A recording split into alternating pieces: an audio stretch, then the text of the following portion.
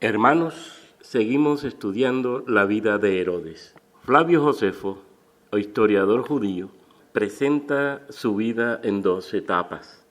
En la primera se muestra un caudillo victorioso que va poniendo en orden todo su reino y se hace cada vez más favorable a la opinión del César. La segunda etapa de la vida de Herodes es la que vivió mezclado en rencillas domésticas, de envidias y celos dentro de la familia real, que lo llevaron a una crueldad inhumana. Pero vamos a ver la primera etapa en el día de hoy.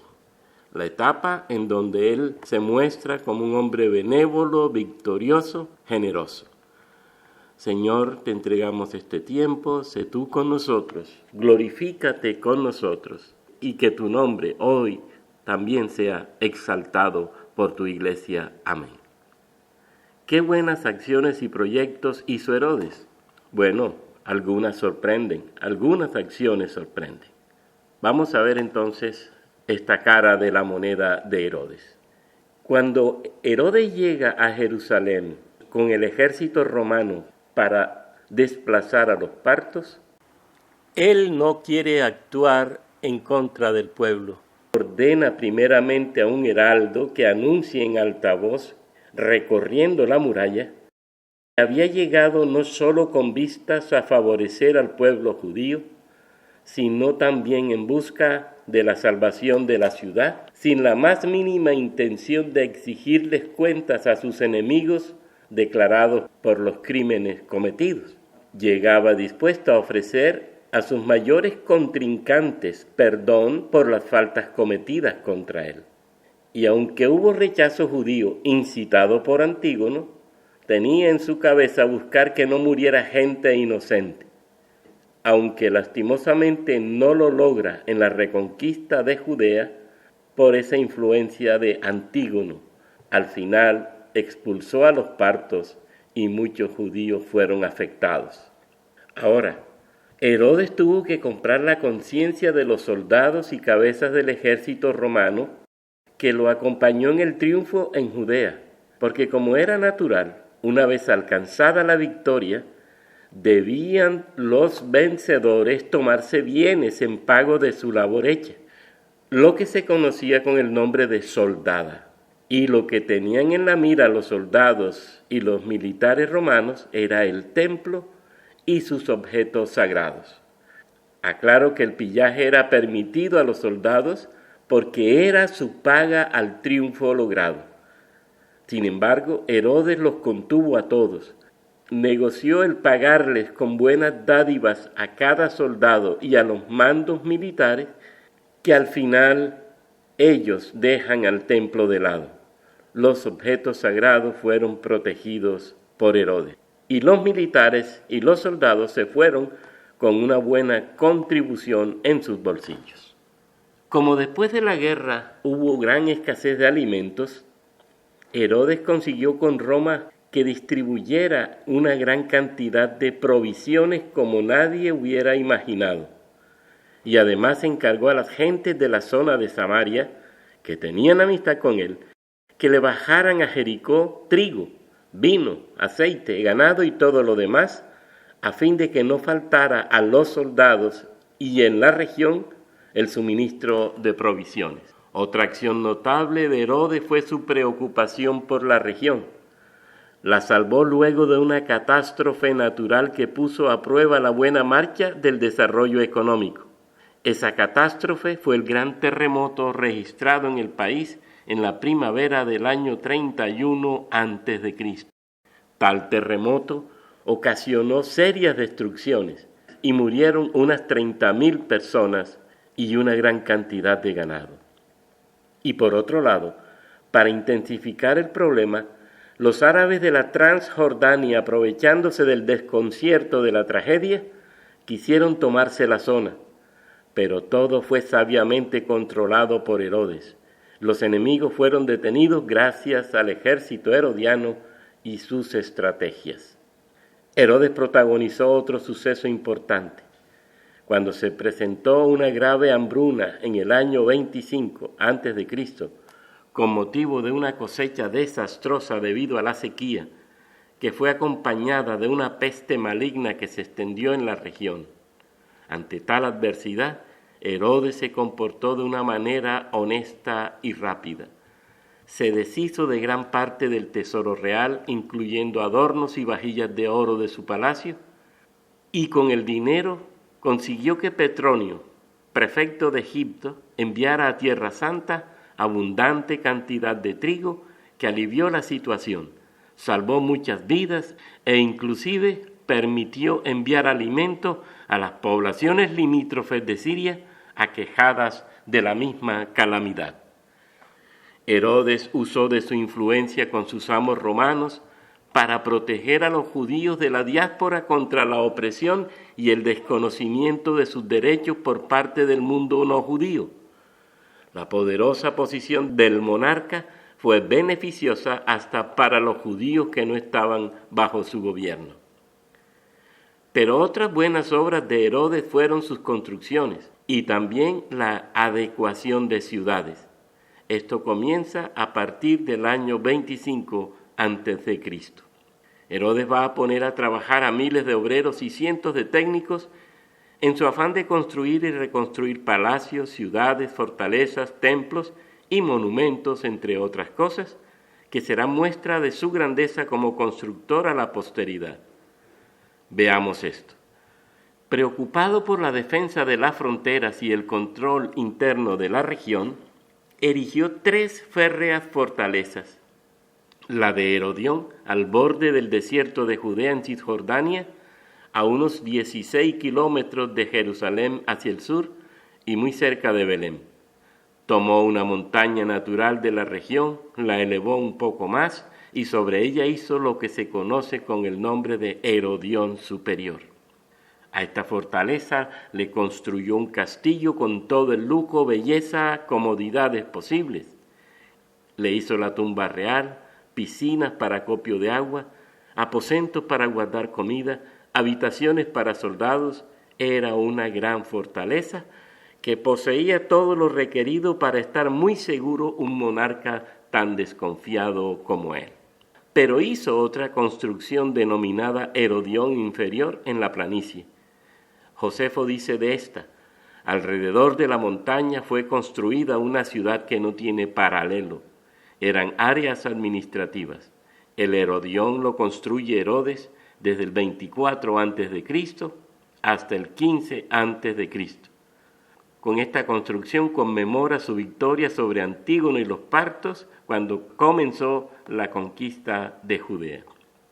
En el Herodión, Herodes construye su propio mausoleo y será aquí donde va a ser enterrado. La segunda fortaleza es la de Maqueronte, al este del Mar Muerto, en la Transjordania. Herodes la reconstruye. Se halla a 25 kilómetros al sureste de la desembocadura del Jordán en el Mar Muerto. En este lugar, según los escritos de Flavio Josefo, Juan el Bautista fue encarcelado y después de un largo cautiverio fue ejecutado en el 32 después de Cristo. Y la tercera fortaleza, de gran renombre, fue Masada, situada en una meseta que se eleva a unos 450 metros. Debido a su situación geográfica, aislada en el desierto de Judea, a 5 kilómetros al oeste del Mar Muerto, y con sus peligrosos acantilados, se consideraba casi inexpugnable. Existía un camino de subida llamado el Camino de la Serpiente. Tenía de ancho 1 metro y zigzagueaba entre la montaña y el abismo. Masada tenía una muralla con 37 torres, con 2 grandes puertas, una en el levante que daba al Camino de la Serpiente, la otra al poniente en el segundo camino. Tenía 2 grandes palacios, al oeste uno y al norte el otro, y en el centro estaba un gran edificio que era residencia para los oficiales de la Guardia Real. Todas las edificaciones de Masada eran bien lujosas y adornadas, decoradas con suelos de mosaico y pinturas murales. En esta fortaleza existían almacenes para alimento y para arma, instalaciones de preparación de comida, una casa de baños lujosos al estilo romano, y poseía también, más abajo, 2 cisternas para agua excavadas en la roca que podían contener unos 40.000 metros cúbicos de agua. El Palacio Norte se hallaba literalmente en el aire.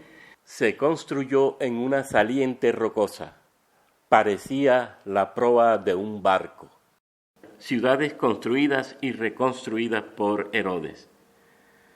En Jerusalén levantó la Torre Antonia para proteger el área del templo, especialmente sobre las fiestas judías y principalmente en las de Pascua. Era una guarnición militar bien protegida, dedicada a Marco Antonio. Restauró las murallas y las dotó de 60 torres y construyó una línea de defensa llamada Muro Segundo para proteger el barrio formado al norte de la ciudad. Mejoró el sistema de acueducto que venía más allá de Belén. La otra obra majestuosa fue el Templo de Jerusalén o el Segundo Templo, uno de los mayores complejos sagrados de su tiempo. Este superó a los santuarios paganos de Roma. Fue una obra a la que dedicó especial atención. Su lujo y sus adornos fueron extraordinarios. La grandiosidad del templo se hizo proverbial. Quien no ha visto el edificio de Herodes no conoce la verdadera belleza. Ese era un refrán que estaba en ese tiempo. El templo tenía 144.000 metros cuadrados y lo rodeaba una muralla de 30 metros de alto. Él dijo a los judíos: voy a rendir a Dios el más perfecto culto en agradecimiento a este reino que he recibido. Pero nadie fue convencido con estas palabras. Se resalta que durante la reconstrucción del templo se preocupó de manera importante para evitar la transgresión de la ley. Sacerdotes exclusivamente construyeron el templo propiamente dicho, y ni siquiera él mismo se atrevió a entrar en los recintos más interiores reservados para estos sacerdotes. Flavio Josefo, en Guerra de los Judíos, dice del templo: visto desde fuera, el santuario tenía todo lo que podría asombrar tanto al ojo como a la mente, recubierto por todos lados con grandes placas de oro. Los primeros rayos de sol eran reflejados como un resplandor de fuego, al punto que quienes se atrevían a mirarlo se veían obligados a quitar la vista, como si hubiesen mirado directamente al sol.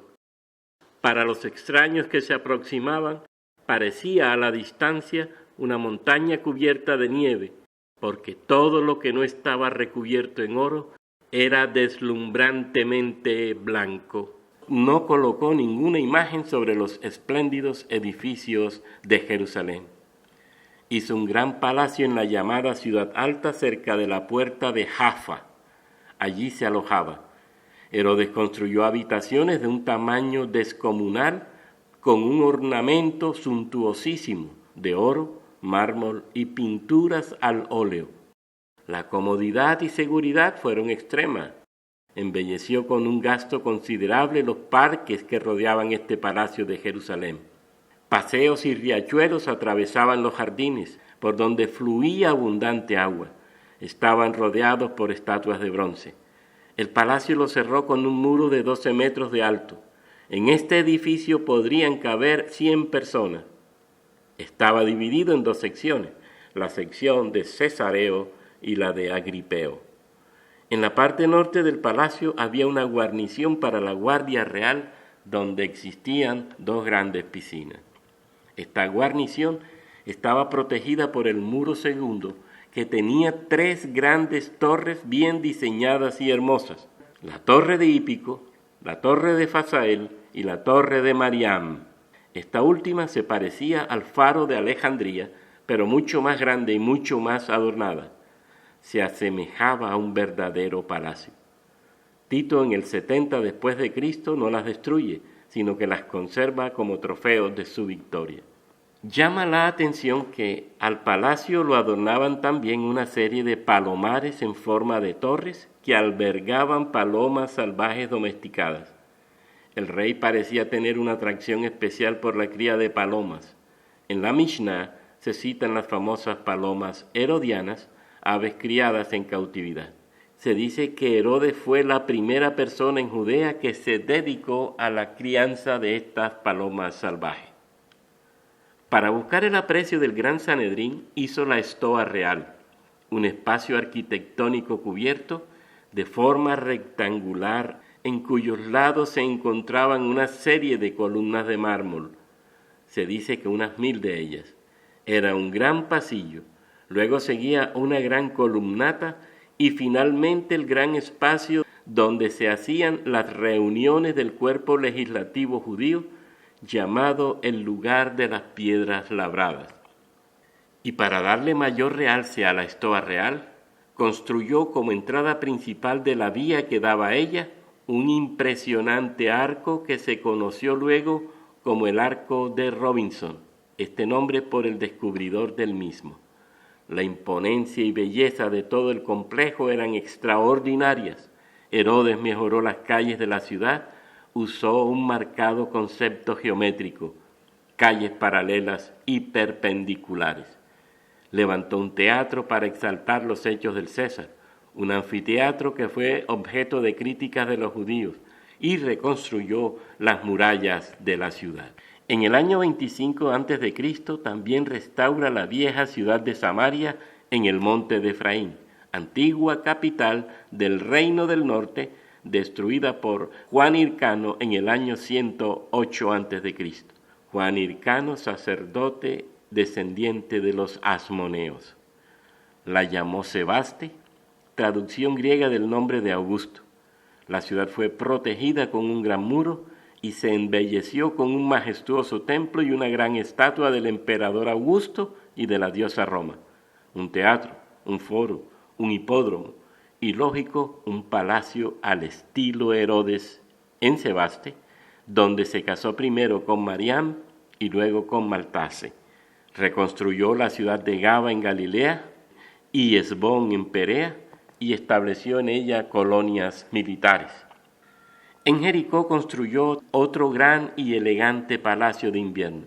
Este era el más frecuentado por Herodes y donde terminaron sus días de vida. Lo hizo en el 15 a.C. El palacio de Herodes tenía termales, una sala del trono, numerosas habitaciones bien adornadas, un jardín muy extenso, una gran piscina. Edificó también un hipódromo, un anfiteatro, un teatro. Construyó la gran fortaleza a la que denominó Cipros en honor a su madre, al sur del oasis de Jericó. Pero al norte de este oasis edificó la fortaleza de Alexandrión. De igual modo edificó la fortaleza de Hircania en el desierto de Judea, a unos 12 kilómetros al sureste de Jerusalén. Construyó la ciudad de Cesarea Marítima o Cesarea del Mar en el Mediterráneo. En la famosa torre de Estratón, esta ciudad fue colosal, fastuosa, elegante, impresionante, lo que llevó a llamarla la Roma en miniatura. Su lujo se notaba en las hermosas columnas de mármol, en los paseos con pórticos, en el gran templo hecho en honor a César y donde colocó una gran imagen de él similar a la de Júpiter en Roma. Este templo podía ser visto a varias millas de distancia y no se olvidó de la diosa Roma, a quien le dedicó su templo y donde puso una gran estatua para su veneración, igual a la de Hera en la ciudad de Argos. Vitruvio, arquitecto, escritor, ingeniero y tratadista romano, exaltó la gran obra de Herodes en su tratado de arquitectura. El gran puerto gozaba de una comodidad extraordinaria y un lujo extremo, con bodegas amplias y bien ubicadas para guardar productos. Ayudó al comercio. Además, el puerto facilitaba la llegada de las legiones romanas por mar y al mismo tiempo el transporte de trigo, vino y aceite de oliva para Roma. Cesarea del Mar también poseía una gran plaza, un hipódromo, un anfiteatro, un teatro para más de 4.000 espectadores, todos con una calidad extrema. Estas construcciones eran un precedente para la grandeza de Cesarea Marítima, la ciudad donde vivían los gobernantes. Además de los esplendores arquitectónicos, los juegos espectaculares brillaron con luz propia. Ni en este campo Herodes se quedó corto ante las exigencias de los tiempos. instituyó competiciones atléticas quinquenales, no solo aquí en Cesarea, que era predominantemente gentil, sino también en Jerusalén. La primera competición coincidió con la Olimpiada 192. A los ojos de los judíos estos espectáculos eran paganos, tenían una carga de menosprecio a la vida de hombres y animales, constituía una grave ofensa que únicamente toleraban bajo la presión de la autoridad externa.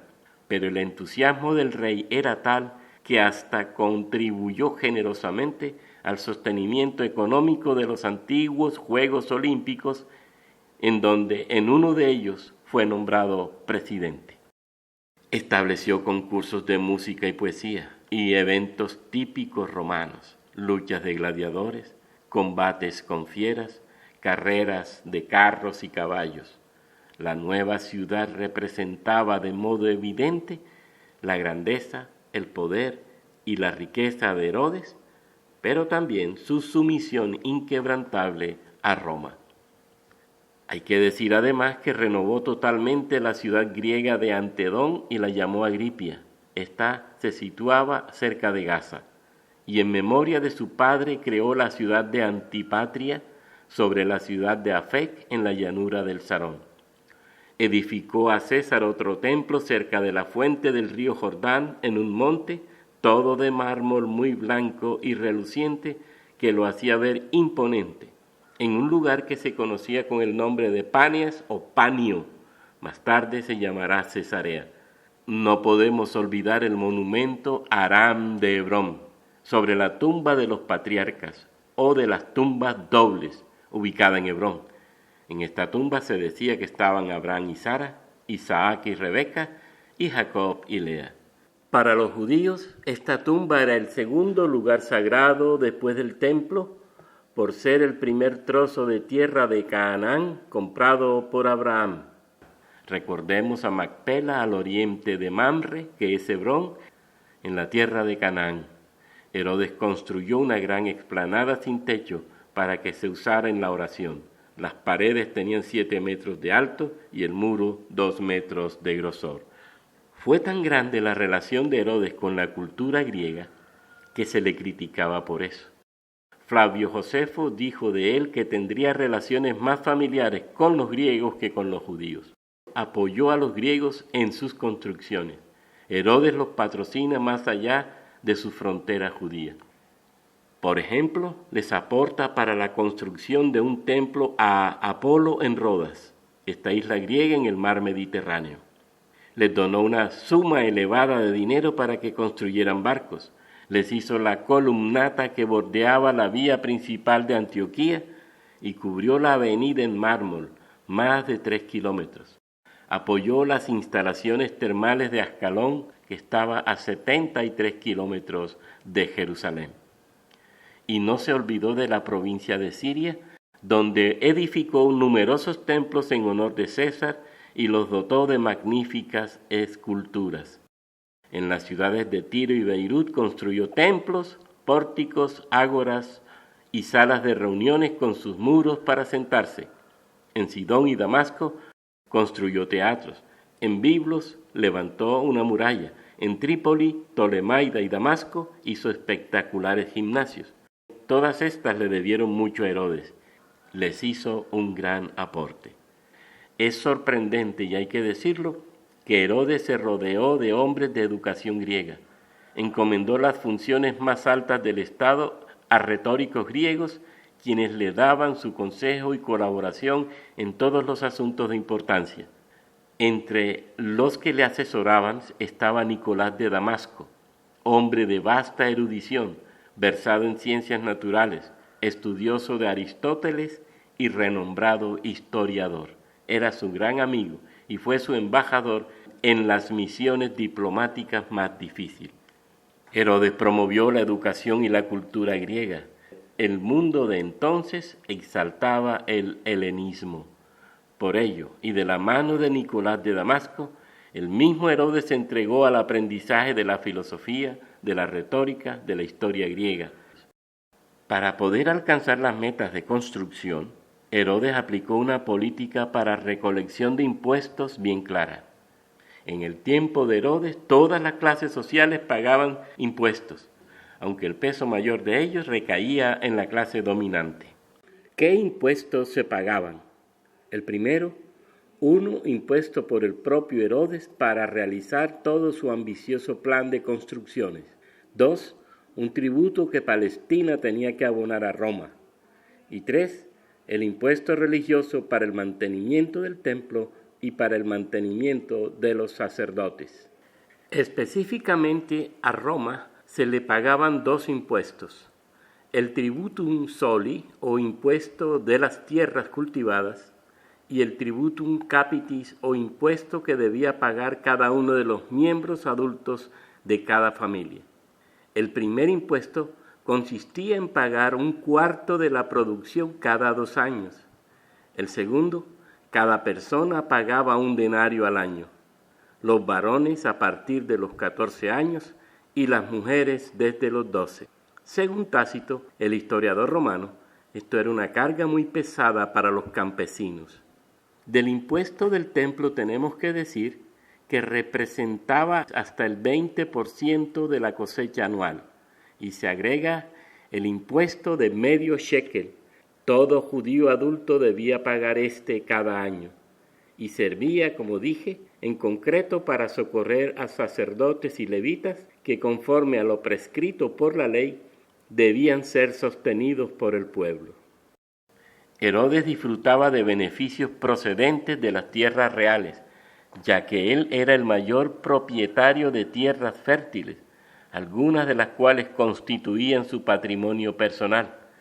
La mayoría habían sido confiscadas a sus enemigos, pero estas tierras realmente llegaron a sus manos luego de que Augusto tuvo en Accio la gran victoria naval en el 31 a.C. Ahora una nota especial sobre Herodes. Herodes estaba obsesionado con las construcciones y estaba pasando un momento difícil en cuanto a dinero. Recordó que el sacerdote Hircano en el pasado, cuando estaba en el gobierno de Judea y necesitando este dinero, abrió el sepulcro de David, de donde sacó 3,000 talentos de plata. Y sabiendo que había quedado mucho más allí, el rey de Judea, Herodes, hizo lo mismo. Una noche abrió el sepulcro en compañía de sus más leales siervos, penetró en él, y a diferencia de Hircano sacó todas las joyas de oro y los numerosos tesoros. Las robó como vulgar ladrón, pero, como decía él, era para llevar a cabo sus fines de construcción y mejoramiento de la región. Cuando no hay, es necesario acudir a lo que sea para cumplir. Aplicaba el refrán, el fin justifica los medios. Otro hecho de Herodes. Los enormes proyectos de construcción de Herodes presentaban un estilo distintivo de revestimiento de piedra. Este método de revestimiento generalmente era hecho con la pálida piedra caliza meleque que era local. Fue de tan común utilización en la época de Herodes que dio lugar a términos como bloques herodianos, mampostería herodiana, vestimenta herodiana y cosas por el estilo. Estas piedras herodianas son fácilmente discernibles en muros sobrevivientes en muchos sitios, tanto si están arriba como si están abajo en el mismo. Por ejemplo, se notan claramente en los impresionantes muros de contención del monte del templo, particularmente del lado occidental. Herodes hizo uso de grandes piedras. Pesaban entre 2 y 5 toneladas. La más grande encontrada en el túnel del muro occidental tenía unas medidas sorprendentes: 12.8 metros de largo, 3.4 metros de alto y 4.3 metros de ancho. Su peso alrededor de 660 toneladas. Definitivamente, Herodes queda de ejemplo como grande constructor de su tiempo. Hasta aquí esta segunda parte de Herodes, como constructor y como bienhechor, como favorecedor de la región que gobernaba. Gracias te damos, Señor, por este estudio. Gracias te damos porque eres fiel y bueno, porque nos acompañas siempre. y porque nos amas con amor eterno. Amén.